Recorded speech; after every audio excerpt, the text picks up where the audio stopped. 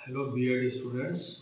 जो चौधरी चरण सिंह से वह छात्र जो चौधरी चरण सिंह यूनिवर्सिटी से बीएड कर रहे हैं, आज मैं उनको बीएड फर्स्ट ईयर के सिलेबस के बारे में बताऊंगा कि बीएड फर्स्ट ईयर में सिलेबस में उनके क्या क्या चीज़ें हैं, क्या उनका प्रैक्टिकल होने हैं और थ्योरी के कितने पेपर होंगे, उन सब के बारे में डिटेल बताऊंगा। तो आप लोग ध्यानपूर्वक उसको सुनें और देखें। ये मैंने आपको पावर पॉइंट में प्रेजेंटेशन के माध्यम से आपको समझा रहा हूँ। तो आप देखिए, मोबाइल के माध्यम से मैं आपको दिखा भी रहा हूँ कि बीएड फर्स्ट ईयर में कितने पेपर होंगे, क्या कौन कौन से पेपर होंगे, कितने मार्क्स के होंगे, ये सारी डिटेल आपको इस वीडियो के माध्यम से आपको मिल जाएगी। आपको दिखाई दे रहा है जैसे बीएड फर्स्ट ईयर का पूरा डिटेल। तो बीएड फर्स्ट ईयर थ्योरी का आपको सबसे पहले थ्योरी के बारे में बता रहा हूँ। तो सीसी का मतलब होता है कोर करिकुलम, यानी कि मुख्य पाठ्यक्रम क्या है। तो मुख्य पाठ्यक्रम में आप देख रहे हैं आपके 4 थ्योरी के पेपर होंगे, CC1, CC2, CC3, CC4। CC1 जैसे है कंटेम्प्रेरी इंडिया एंड एजुकेशन, ये 100 नंबर का पेपर है आपका। 20 नंबर इसमें इंटरनल के होंगे, 80 नंबर का आपका रिटन एग्जाम होगा। इस पेपर में आपके जो हमारा एजुकेशन का सिस्टम है, किस तरीके से एजुकेशन सिस्टम हमारा वैदिक काल में था, वैदिक काल से लेके वर्तमान तक का एजुकेशन सिस्टम में जो पॉलिसियाँ आई हैं, जिस तरीके से हमारा एजुकेशन सिस्टम डेवलप हुआ है, उसके बारे में बताया गया है। तो किसी भी स्ट्रीम के स्टूडेंट हों, उन सब के लिए ये 4 पेपर कंपलसरी हैं और इसमें कोई भी चेंज नहीं है, चाहे वो आर्ट स्ट्रीम से हैं चाहे साइंस स्ट्रीम से हैं, सभी के लिए। सेकंड पेपर है CC2, philosophical and sociological prospective of education. ये भी आपका 100 मार्क्स का है, जिसमें 20 मार्क्स आपके इंटरनल होंगे, 80 नंबर आपके थ्योरी का एग्ज़ाम होगा। इसमें क्या है, फिलोसफिकल रूप से अलग अलग जो विचार हैं, क्योंकि एक विचारधारा कभी भी अपने आप में पूर्ण नहीं होती है। तो कौन कौन सी विचारधाराएं हमारे दर्शन में दी हुई हैं, क्या क्यों कैसे का विचार दर्शन के माध्यम से आता है।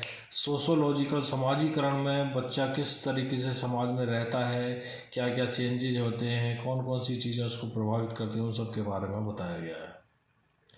तीसरा पेपर है आपका CC3, growing up as a learner. ये भी आपका 100 मार्क्स का होगा, 20 इंटरनल, 80 नंबर आपके रिटन एग्जाम होगा। इसमें ये जो पेपर है आपका साइकोलॉजी पर बेस्ड है। इसमें पर्सनैलिटी के बारे में, इंटेलिजेंस के बारे में, लर्निंग थ्योरीज के बारे में और आपका हेल्थ एंड हाइजीन के बारे में, आपके ग्रोथ एंड डेवलपमेंट के बारे में, चारों जो स्टेज होती हैं, जैसे जैसे स्टूडेंट जो बच्चा होता है उसकी शैशवावस्था, बाल्यावस्था, किशोरावस्था, प्रौढ़ावस्था, ये चारों जो स्टेज है वो उसके बारे में बताया गया है। तो इस तरीके से ये सारी चीज़ें उसमें आती हैं इसमें, ठीक है। उसके बाद में आपका चौथा जो मेन पेपर है वो है CC4, टीचिंग एंड टेक्नोलॉजी। ये भी आपका 100 मार्क्स का है। ये भी 20 नंबर आपके इंटरनल, 80 नंबर का आपका रिटन एग्ज़ाम होगा। इसमें जो है जैसे एजुकेशन में टेक्नोलॉजी का जिस तरीके से विकास हुआ है, आज जो है टेक्नोलॉजी के माध्यम से ऑनलाइन क्लासेस, कोरोना काल में उसका महत्व और भी ज़्यादा हमें पता चला है। तो टेक्नोलॉजी के माध्यम से एक जगह से आदमी विदेश से भी एजुकेशन प्राप्त कर सकता है, एक स्टेट से दूसरे स्टेट से भी एजुकेशन प्राप्त कर सकता है, और बहुत सारी चीज़ें हमें किस तरीके से टेक्नोलॉजी के माध्यम से शिक्षा को और इजी बनाया जा सकता है, ये सब चीज़ें आपको इसके माध्यम से स्ट्रेटजी बनाने में भी टेक्नोलॉजी हमारे लिए किस तरीके से कार्य करे, ये सब चीज़ें इसमें बताई गई हैं। तो इस तरीके से ये 4 पेपर हैं आपके, जो कि सभी के लिए कॉमन है। इसके अलावा जो आपके 2 पेपर हैं वो pedagogy of a school subject first और pedagogy of a school subject second.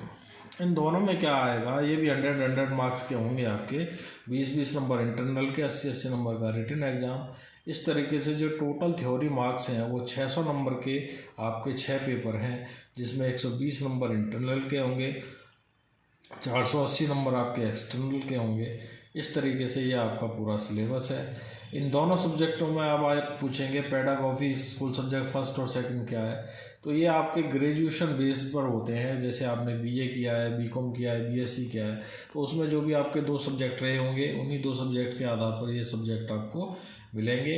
इनका निर्धारण आपका स्कूल टीचर के माध्यम से आपका हो पाएगा। वो स्कूल टीचर जो है आपके बीएड के, वो आपको बताएंगे कि आपके जो बीए के आधार पर कौन से 2 सब्जेक्ट मिले हैं या बीएससी के आधार पर कौन से 2 सब्जेक्ट आपको मिले हैं। इन दोनों सब्जेक्टों के आधार पर ही आपको टीचिंग प्रैक्टिस भी करनी होती है। तो ये सब आपका थ्योरी का पोर्शन है, थ्योरी के बारे में बताया है। थोड़ा सा मैं आपको प्रैक्टिकल के बारे में भी बता देता हूँ। जैसे कि आप देख रहे हैं ये आपका प्रैक्टिकल का पोर्शन है।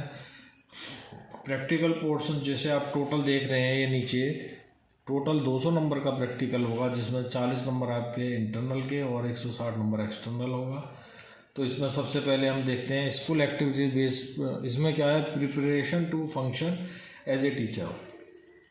तो इसमें क्या होता है कि आपको माइक्रो टीचिंग के बारे में और आपके जो स्किल्स के बारे में, डेवलपमेंट जो स्किल्स होती हैं विभिन्न टाइप की, उन स्किल्स के बारे में आपको बताया जाता है, सिखाया जाता है। उसके बाद में फिर आपकी मेन टीचिंग होती है, जिसके लिए आपको 15-15 लेसन दोनों सब्जेक्टों के बनाने होते हैं। फिर फाइनल में पढ़ाने के लिए आपको एक एक लेसन प्लान दोनों सब्जेक्ट का तैयार करना होता है। तो ये जो वर्क होता है सब, ये 100 मार्क्स का होता है। इसके अलावा जो दूसरे 100 मार्क्स हैं उसके लिए क्या है, आपको फील्ड एक्टिविटीज़ बेस्ड 3 फाइलें बनानी होती हैं। उसके अलावा जो 4 मैंने आपको कंपलसरी पेपर बताए थे थ्योरी के, उन चारों का आपको असाइनमेंट बनाने होते हैं, जो कि आप देख रहे हैं नीचे लिखा हुआ है 1 to 4 पेपर असाइनमेंट। ये 25 मार्क्स के होते हैं। इनके अलावा ये 3 फाइलें होती हैं। स्ट्रेंथिंग लैंग्वेज प्रोफिशिएंसी जो पहली फाइल है, इसके अंतर्गत 2 फाइल बनती हैं, एक हिंदी व्याकरण की फाइल और दूसरा इंग्लिश ग्रामर की फाइल। तो लैंग्वेज में प्रोफिशिएंसी के लिए ये दोनों फाइलें, कई बार स्टूडेंट पूछता है जी मैं तो साइंस ग्रुप का हूँ, तो ये तो मेरे लिए ज़रूरी नहीं होंगी, लेकिन ये सभी के लिए ज़रूरी होती हैं ये फाइलें।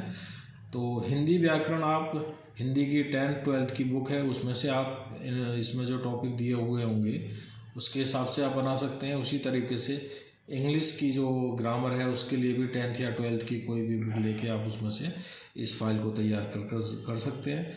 उसके अलावा आपकी जो सेकंड फाइल है PC2 आर्ट एंड एस्थेटिक्स, इसमें क्या है कि आपको करीब 12 से 14 एक तरीके से जो हमारे आइटम्स होते हैं जो घरों में सजावट के लिए भी यूज किए जाते हैं, उस तरीके के आपको मिलेंगे। उसमें से आपको कोई 5 आइटम बनाने होते हैं और उन 5 में से के बारे में आपको लिखना होता है। इस तरीके से ये आपकी सेकंड फाइल तैयार हो जाती है।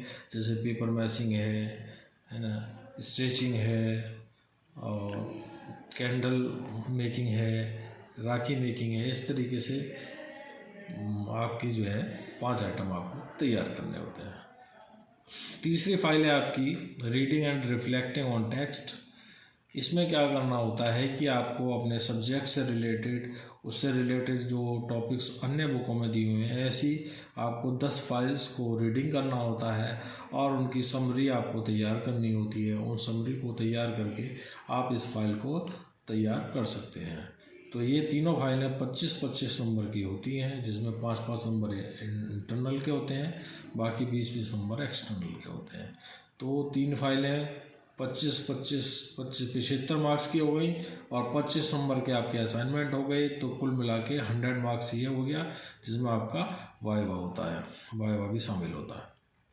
तो 100 मार्क्स आप देख रहे हैं ये हो गए, 100 मार्क्स आपके लेसन प्लानिंग के हो गए। इस तरीके से आपके 200 नंबर का प्रैक्टिकल होता है।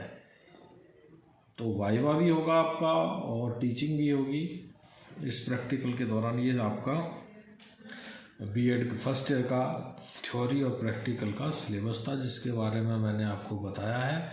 और ये हमारी चौधरी चरण सिंह यूनिवर्सिटी से जो छात्र बीएड कर रहे हैं, केवल उन्हीं के लिए है।